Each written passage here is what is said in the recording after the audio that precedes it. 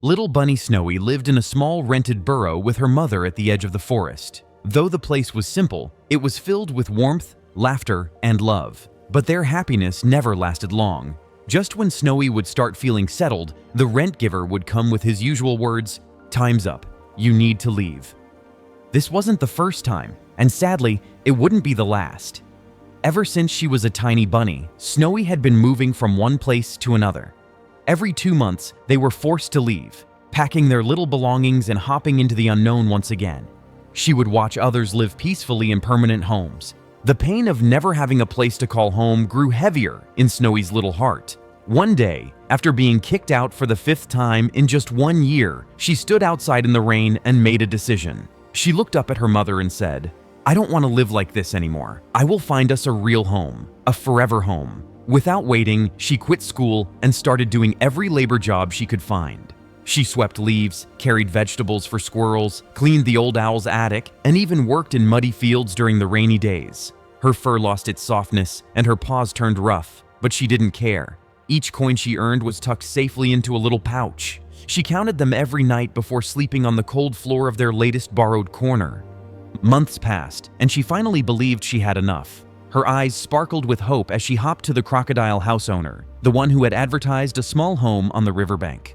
With excitement, she showed him the pouch filled with coins. But the crocodile, with his thick glasses and greedy eyes, snorted, This is nothing. Come back with triple this amount if you want the house." Snowy's heart broke, but she didn't give up. She worked even harder, longer hours, fewer meals, colder nights. After a long time, she finally had what she thought was the full amount. One peaceful evening, she sat under a tree near the roadside, counting her coins carefully. She imagined the curtain she'd hang, the garden she'd plant, the bed where her mother could finally sleep without fear. Just then, a sly fox darted out from the bushes, grabbed her pouch, and ran. "Stop!" Snowy cried, leaping after him, but the fox was too fast. She collapsed on the ground, sobbing helplessly. But just when she thought all was lost, a soft light appeared down the road. A tiny scooter pulled up beside her. A little kitten, wearing a helmet and a backpack, stepped down. "Are you Snowy?" he asked gently. When she nodded, he held out the pouch. "I found this near the forest edge. I saw a fox drop it and run. I think it's yours." You found it?" she gasped. The kitten smiled. "Looks like someone worked really hard for this." Snowy hugged the pouch like it was her heart, then hugged the kitten too. Thank you so much." The kitten offered her a ride. "Come on, I'll take you to the crocodile's place." With a spark of joy, Snowy rode behind the kitten on the scooter. They reached the crocodile's den, and Snowy jumped off, ready to finally make her dream come true. But the crocodile saw her with the full money and thought if she brought this much, she could bring more. His eyes gleamed with greed. "This is not enough. The price has changed. I want more now." Snowy froze. "Please, I don't have anything left. I worked for so long. Please, I just want to give my mom a home." But the crocodile shook his head coldly. "No home without more money." Snowy returned to her mother that night with empty hands. Her mother, weak and tired, saw her daughter's broken face. "Maybe a forever home is just a dream," she whispered softly. That night, her mother didn't wake up. Her heart, weary from years of pain and moving, had finally given up. Snowy held her tightly and cried until sunrise. The landlord of their current rental, heartless like the rest, kicked Snowy out the same day. She sat on the roadside again, this time with no money, no mother, and no hope. The kitten came by once more, saw her sitting alone, and sat beside her saying, "We'll find another way. You're not alone."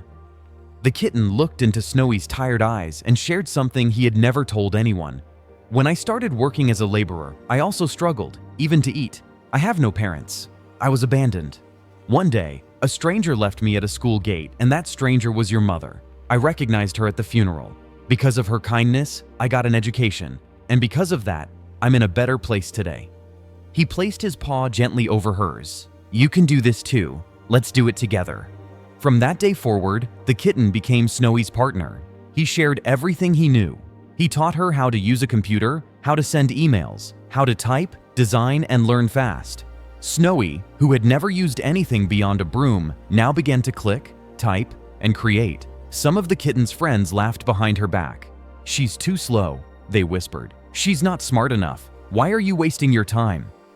They called her a dumb bunny who would never learn. But her hard work paid off. She found a job at a tech company in the city. As days passed, she got better.